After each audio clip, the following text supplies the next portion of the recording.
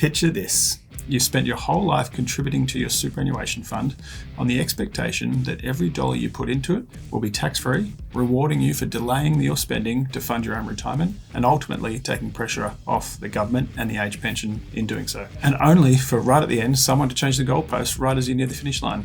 I mean, there's little wonder that frustration continues to grow around this proposed $3 million cap on superannuation balances. The super system itself relies on confidence because people are locking away their money and again delaying spending until their retirement, and these proposed changes doing little to improve confidence in the system.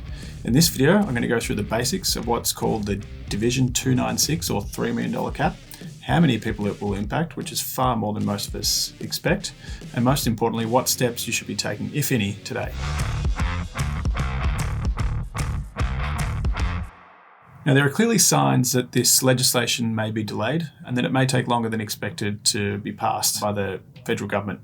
That said, it's clear that changes will continue to be made to superannuation, and this is an extension of other changes that have occurred in the last 5 to 10 years that are all about applying some sort of means test or cap to superannuation balances and the tax benefits that you get for them. So what is it and what do we need to know about it? This change is called the Division 296 proposal or new tax, and it forms part of the superannuation legislation. To be honest, it's another attempt at the government to tell us how much is enough for us to retire on. This started back in 2017 when the government introduced what was known as a transfer balance cap. It started at 1.6 million, and that was the amount of money you could put into the tax-exempt pension phase of superannuation after it historically being unlimited until that point. That has since increased to $1.9 million thanks to indexing.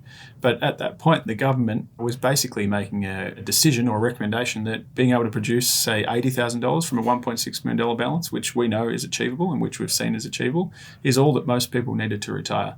This is an extension of that. And essentially, it's saying that anyone with over $3 million in their own superannuation account should be subject to higher tax rates because that's in excess of the amount of retirement capital that most people need. How does it work? We have to make a distinction here. The Division 293 tax is something that came out a few years ago as well, and that refers to the higher tax rate applied to contributions by those who earn over $250,000 per year. Interestingly, in that situation, the tax rate is an additional 15%, and in this case, it is exactly the same. So what will happen, and this applies to individuals only and their individual super balances, and it will apply to every superannuation fund in the industry, but if you have a balance over $3 million across pension, across accumulation, across multiple superannuation funds, you will be subject to a new tax. The interesting and the challenging part is how this tax will be calculated. And it's interesting because what I've seen and through my experience, there are very few members within industry super funds that are impacted that have balances above $3 million or solely an industry super fund. And similarly, most balances I've seen over $3 million tend to be in a self-managed super fund or similar structure.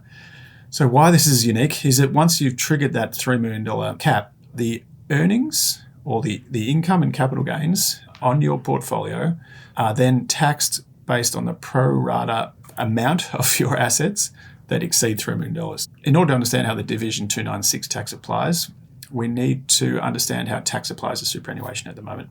Now, for those who have commenced a pension, they've turned 60 and stopped work, or turned 65 and met a full condition of release, up to $1.9 million can be held in their pension account, and that will be completely exempt from any tax.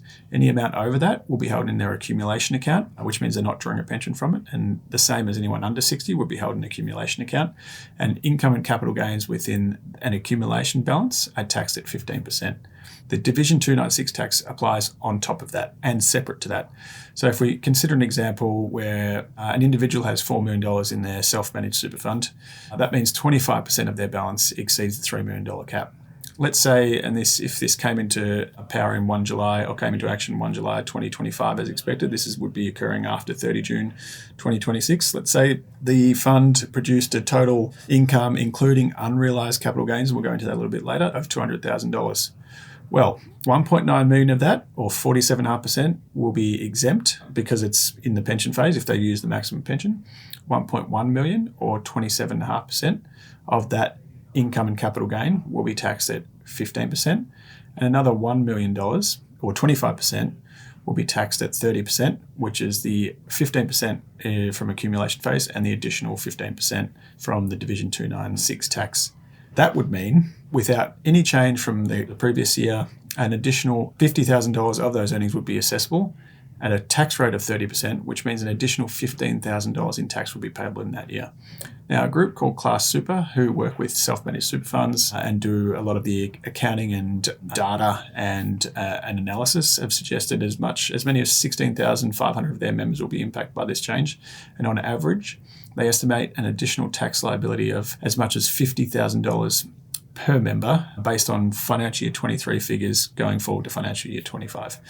Now, there's two problems I see with this legislation. The biggest one is that the calculation of returns, or the growth and the taxable income that you'll be assessed on as part of Division 296, is that it includes unrealised capital gains.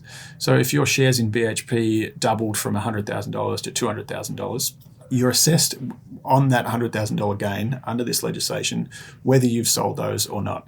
Now, this is like buying an investment property, and your investment property goes up and it's revalued every 12 months, and then you have to pay tax on the investment property despite not selling that asset. The second issue with this, and this is why it makes this legislation significantly more challenging and more impactful than most people have thought, is that the $3 million cap isn't being indexed. So the $1.6 million cap was indexed, meaning because inflation has increased, the value of $1.6 million is now $1.9 million today. In this case, the $3 million is proposed to stay flat. That means this has the potential to impact a vastly higher number of people that are in their 20s and 30s today, rather than just those 0.5% or 80,000 people that the government analysts have suggested will be impacted by the legislation if it was executed today. In fact, the Financial Services Council has said that as many as 500,000 people have the potential to be impacted by this change for the foreseeable future. The big question we have, and naturally with the amount of media and content and headlines coming around about this, does it mean super isn't viable anymore? This very simple answer is no, it doesn't mean super isn't viable anymore. Super remains by far the best and most tax-effective entity to hold your retirement assets. This will impact a small amount of people at the beginning and can be dealt with via careful planning.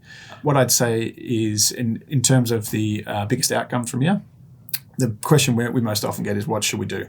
And as we've seen, the legislation hasn't been passed, will likely be passed in some way or another, but we don't know the specifics of that yet. So the general advice, and in most cases, is do nothing and stand still for the moment, but you will have options. We've got some analysis which we'll share in the notes, perhaps in a future video, that shows for those with $3 million balances, but who also have significant assets outside of superannuation or no assets outside of superannuation, the average tax rate is still going to be significantly better, even when this Division 296 change is eventually passed. Superannuation will remain a better entity to hold those assets over the long term. And as I said, we will have multiple options when the time comes, and we'll have the ability to adjust for this. The natural reaction from a lot of people has been to withdraw their money from superannuation as quickly as possible. That is something that's obviously must be given a lot of consideration, and always seek financial advice before doing that. The other is to sell investment assets. There's some to invest directly in your own names, invest in other entity structures like family trusts, companies, bonds, or other alternatives. So just going through that again, Division 296 tax yet to pass, but will likely be executed in some way or another, will impact significantly more people than we expect. But ultimately, superannuation will remain the best entity structure to hold your retirement assets. And as always, please feel free to share questions, feedback. Please follow the page and let us know any areas you'd like us to cover in future.